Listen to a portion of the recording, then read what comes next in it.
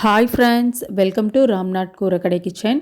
இன்றைக்கி நம்ம கிச்சனில் சப்பாத்தி, பூரி, இடியாப்பம், நல்ல சூடான சாதத்துக்கும் வச்சு சாப்பிட்ற மாதிரியான டேஸ்டியான பட்டர் பீன்ஸ் கிரேவி எப்படி செய்கிறதாங்க பார்க்க போகிறோம். இந்த கிரேவியோட ருசி சிக்கன் குழம்பு டேஸ்ட்லேயே இருக்குங்க. ரொம்ப சூப்பராக இருக்கும். வாங்க இந்த டேஸ்டியான பட்டர் பீன்ஸ் கிரேவி எப்படி செய்கிறதுன்னு நம்ம வீடியோக்குள்ளே போய் பார்க்கலாம். பேனில் 5 டேபிள் ஸ்பூன் அளவுக்கு எண்ணெய் சேர்த்துருக்கேங்க. எண்ணெய் நல்லா சூடானதுக்கப்புறம் எடுத்துருக்க வரமிளகாயும் சேர்த்துட்டு மிதமான தீயில் வச்சு நல்லா வரமிளகாயை வறுத்துக்கலாங்க. இந்தளவுக்கு வரமிளகா நல்லா செவந்து உப்பி வரணும். இப்போ இதை எடுத்து தனியாக ஒரு பிளேட்டில் மாற்றிக்கலாம். இப்போ கிரேவிக்கு வெங்காயம் மீடியம் சைஸ் வெங்காயம் 2 வெங்காயம் கட் பண்ணி எடுத்துருக்கேங்க. இப்போ வெங்காயத்தை சேர்த்துக்கலாம். வெங்காயத்தை சேர்த்துட்டு ஒரு 2-3 நிமிஷம் மட்டும் நல்லா வதக்கி விட்டுக்கலாங்க. வெங்காயம் இந்தளவுக்கு வதங்கினதுக்கப்புறம் 1.25 டேபிள் ஸ்பூன் அளவுக்கு வர மல்லி சேர்த்துக்கலாங்க. 1/2 டீஸ்பூன் அளவுக்கு சோம்பு, 1/4 டீஸ்பூன் அளவுக்கு சீரகம் சேர்த்துட்டு 2 பட்டை, 2 கிராம்பு, 1 ஏலக்காய் சேர்த்துக்கலாங்க. இப்போ சேர்த்துருக்க பொருள் எல்லாத்தையுமே மிதமான தீயில் வச்சு ஒரு 2-3 நிமிஷம் நல்லா வதக்கிக்கலாங்க. இந்தளவுக்கு நல்லா வதங்கினதுக்கப்புறம் இப்போ இறக்க போகிற நேரத்தில் நம்ம கசகசா சேர்த்துக்கலாங்க. 1/4 டீஸ்பூன் அளவுக்கு கசகசா சேர்த்துக்கலாம். இதெல்லாம் சேர்க்கும்போது இந்த கிரேவி சிக்கன் குழம்பு டேஸ்ட்லேயே இருக்குங்க. இப்போ கசகசா சேர்த்துனதுக்கப்புறம் நம்ம அடுப்பை ஆஃப் பண்ணிக்கலாங்க. நல்லா ஆறுனதுக்கப்புறம் நம்ம மிக்ஸி ஜாரில் சேர்த்து அரைச்சிக்கலாம். முதல்ல நம்ம வரமிளகாயை சேர்த்துட்டு கொரன்னு தண்ணி சேர்க்காமல் அரைச்சி எடுத்துக்கலாங்க.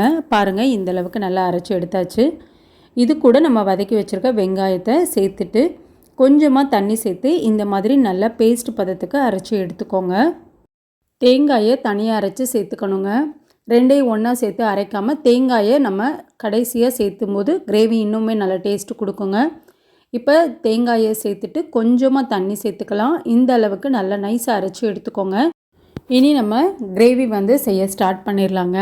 கிரேவி செய்கிறதுக்கு பேனில் 5 டேபிள் ஸ்பூன் அளவுக்கு எண்ணெய் சேர்த்துருக்கேங்க. எண்ணெய் கொஞ்சம் தாராளமாக சேர்த்துக்கலாம். 2 கிராம்பு, 2 பட்டை, 2 கல்பாசி, 2 அன்னாச்சிப்பூ மூக்கு எடுத்திருக்கேங்க. இப்போ எடுத்திருக்க பொருள் எல்லாத்தையுமே எண்ணெயில் சேர்த்தியாச்சு. ஒரு பெரிய வெங்காயம் நீளவாக்கில் கட் பண்ணி சேர்த்துக்கோங்க. கொஞ்சமாக கருவேப்பிலை சேர்த்துட்டு வெங்காயம் ஓரளவுக்கு வதங்கிடணுங்க.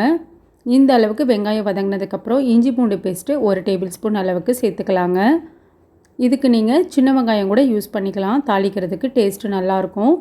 இப்போது இஞ்சி பூண்டு பேஸ்ட்டு சேர்த்துட்டு பச்சை வாசனை போகிற வரைக்கும் நல்லா வதக்கி விட்டுக்கலாங்க. ஒரு 2-3 நிமிஷம் நல்லா வதக்கியாச்சுங்க. இதில் நம்ம நல்ல பழமான தக்காளியாக, பெரிய தக்காளியாக 1 தக்காளி சேர்த்துக்கிறேங்க. தக்காளி மசியறதுக்கு கொஞ்சமாக உப்பு சேர்த்துட்டு நல்லா வதக்கி விட்டுக்கலாங்க. தக்காளி பாருங்கள், இந்த அளவுக்கு நல்லா மசிஞ்சிடணும். இது கூட பட்டர் பீன்ஸும் சேர்த்துக்கலாங்க. நல்லா இந்தளவுக்கு வெந்திருக்கணுங்க. நான் வேக வச்சு எடுத்து வச்சுருக்கேன். உப்பு சேர்த்துருக்கேங்க. இப்போ வேக வச்ச பட்டர் பீன்ஸையும் நம்ம சேர்த்துட்டு ஒரு தடவை நல்லா கலந்து கொடுத்துக்கலாங்க. இப்போ எண்ணெயில் ஒரு 2-3 நிமிஷம் நல்லா வதக்கியாச்சுங்க. டேஸ்ட்டுக்காக கொஞ்சமாக புதினாவும் கொத்தமல்லி தலையும் சேர்த்துக்கலாங்க. இந்த மாதிரி நம்ம சேர்க்கும்போது சிக்கனோட குழம்பு டேஸ்ட்லேயே ரொம்ப சூப்பராக இருக்குங்க. இப்போ நம்ம அரைச்சி வச்சுருக்க மசாலா பேஸ்ட்டையும் சேர்த்துட்டு நல்லா ஒரு தடவை மிக்ஸ் பண்ணி விட்டுக்கலாங்க. இது கூட 1/4 டம்ளர் அளவுக்கு தண்ணி சேர்த்துருக்கேன். ஒரு 2-3 நிமிஷம் மட்டும் நல்லா கொதிக்க விட்டுடலாங்க. இப்போ ஒரு 3 நிமிஷம் கிட்ட நல்லா கொதிக்க ஆரம்பிச்சிருச்சுங்க. கிரேவிக்கு தேவையான அளவு தண்ணி சேர்த்துக்கலாங்க. நான் 1 டம்ளர் அளவுக்கு தண்ணி சேர்த்துருக்கேன். சேர்த்துட்டு ஒரு தடவை நல்லா கலந்து கொடுத்துக்கலாங்க.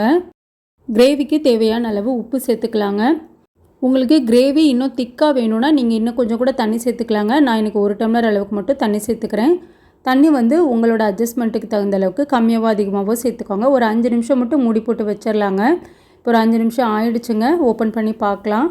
நல்லா சூப்பராக எண்ணெய் பிரிஞ்சு வந்திருக்குங்க. இப்போ நம்ம அரைச்சி வச்சுருக்க தேங்காயும் சேர்த்துட்டு ஒரு 2-4 நிமிஷம் மட்டும் நல்லா கொதிக்க விட்டுடலாங்க. ரொம்ப நேரம் கொதிக்க விட வேண்டாம். தேங்காய் சேர்த்துட்டு இப்போ 4-5 நிமிஷம் கிட்ட ஆயிடுச்சுங்க. கிரேவி சூப்பராக ரெடி ஆயிடுச்சு. நல்லா எண்ணெய் பிரிஞ்சு வந்திருக்குங்க. வாசனை நல்லா கமகமன்னு இருக்குது. சிக்கன் குழம்போட வாசனை மாதிரியே. நம்ம மல்லியெல்லாம் சேர்த்துருக்கறனால ரொம்ப டேஸ்ட்டாக இருக்குங்க. இப்போ ஃப்ரெஷ்ஷான கொத்தமல்லி தழை தூவி இறக்கிற வேண்டியது தான். இப்போ நான் வேறு ஒரு பவுலுக்கு மாற்றிக்கிறேங்க இந்த கிரேவியை. நல்லா சுட சுட சப்பாத்தி, இட்லி, தோசை, பூரிக்கெல்லாம் ரொம்ப அல்டிமேட்டாக இருக்குங்க. நல்லா சூடான சாதத்துக்கும் நல்லாயிருக்கும். எல்லா விதமான பிரியாணிக்கும் ரொம்ப நல்லா இருக்குங்க. வெஜ் பிரியாணி, வெஜ் புலாவுக்கெல்லாம் ரொம்ப சூப்பராக இருக்கும். நீங்களும் இந்த ரெசிப்பியை உங்கள் வீட்டில் ட்ரை பண்ணி பார்த்துட்டு எப்படி இருந்ததுன்னு உங்கள் கமெண்ட்ஸை எனக்கு சொல்லுங்கள். நீங்கள் இப்போ தான் நம்ம சேனலை ஃபர்ஸ்ட் டைம் பார்க்குறீங்கன்னா ராம்நாத் கூரக்கடை கிச்சனை சப்ஸ்கிரைப் பண்ணிக்கோங்க. பக்கத்தில் இருக்க பெல் ஐக்கானை கிளிக் பண்ணிவிட்டு ஆல்ன்ற ஆப்ஷனை டிக் பண்ணிக்கோங்க. அப்போ தான் நான் போடுற புத்தம்புது ரெசிபீஸ் நோட்டிஃபிகேஷனில் உங்களுக்கு உடனுக்குடனே வரும். இந்த வீடியோ உங்களுக்கு பிடிச்சிருந்ததுன்னா லைக் பண்ணுங்கள், உங்கள் ஃப்ரெண்ட்ஸ் அண்ட் ரிலேட்டிவ் ஃபேமிலிக்கும் ஷேர் பண்ணுங்கள். இனி நான் வேறு ஒரு இன்ட்ரெஸ்டிங்கான ரெசிபியில் உங்களை பார்க்குறேன். தேங்க்ஸ் ஃபார் வாட்சிங்.